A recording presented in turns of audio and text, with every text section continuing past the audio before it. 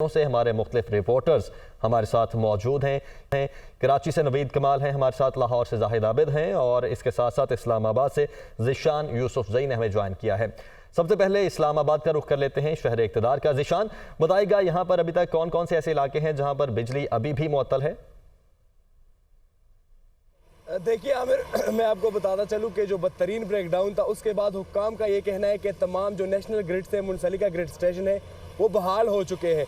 एस्को reason की अगर बात की जाए तो यहाँ पर 111 ग्रिड स्टेशन है जो तर्जुमान के मुताबिक वो बहाल हो चुके हैं।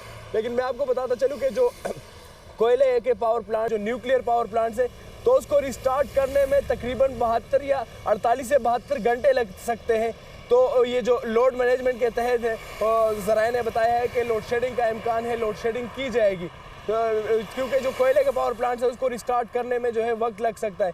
मैं आपको बताता चलूँ कि मुल्क में इस वक्त जो बिजली की पैदावार है, ज़राए ने दावा किया है कि वो 9704 मेगावाट है, जबकि इस वक्त जो शॉर्ट फॉल है वो तकरीबन 3500 या 4000 के करीब है, ज़राए ने दावा किया है। तो नेशनल ग्रिड के तमाम जो ग्रिड मुंसलिक ग्रिड्स है वो तो बहाल हो चुके हैं, लेकिन लोड मैनेजमेंट के तहत जो है लोड शेडिंग का भी इम्कान है। अभी जो है वो बताया गया कि गाजी बरोता पावर प्लांट्स के ज़रिए जो है 500 केवी का जो ग्रिड है उसे भी बहाल कर लिया गया है। हुकूमत इक़दाम कर रही है, लेकिन तकरीबन 24 घंटे लग गए इन तमाम तर सूरत हाल को।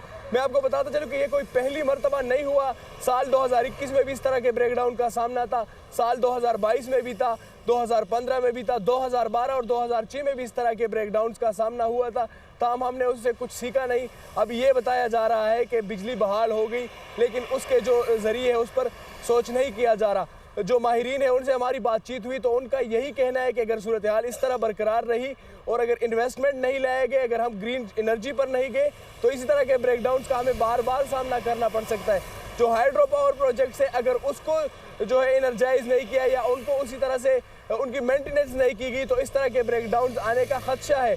बिजली महंगी भी होगी और अवेलेबल भी नहीं होगी, क्योंकि हमारी जो ट्रांसमिशन लाइन्स है वो इतने उनकी कैपेसिटी नहीं है कि वो बर्दाश्त कर सके। तो एक तो इन्वेस्टमेंट की ज़रूरत है, जो माहिरीन का कहना है, जो एनर्जी जो तवानाई माहिरीन है उन्होंने बताया है, और जो हाइड्रो पावर प्रोजेक्ट्स है उनको बहाल करने की ज़रूरत है। नीलम झेलम जो एक बड़ा पन बिजली मनसूबा है, गुज़िश्ता 8 माह हो चुके हैं जो कि बंद पड़ा है और अरबों रुपए का नुकसान हो रहा है। 969 मेगावाट बिजली उसकी कैपेसिटी है और इतनी जो बिजली है ये सिस्टम से बाहर है। इसके अलावा जो तरबेला के मुताद्दिद यूनिट्स है वो बंद पड़े हैं। जो तरबेला का टीपोर है वो भी बंद पड़ा होता है। तरबेला और मंगला की मैं आपको बताता चलूँ, ज़राए ने बताया है जो मजमूई तौर पर पैदावार है, तरबेला डैम एक बहुत बड़ा डैम है और उसके साथ मंगला 500 मेगावाट उसकी जो है कल ज़राए ने बताया था कि उसकी पैदावार थी, जिसकी वजह से जो है फ्रीक्वेंसीज अनबैलेंस हुई।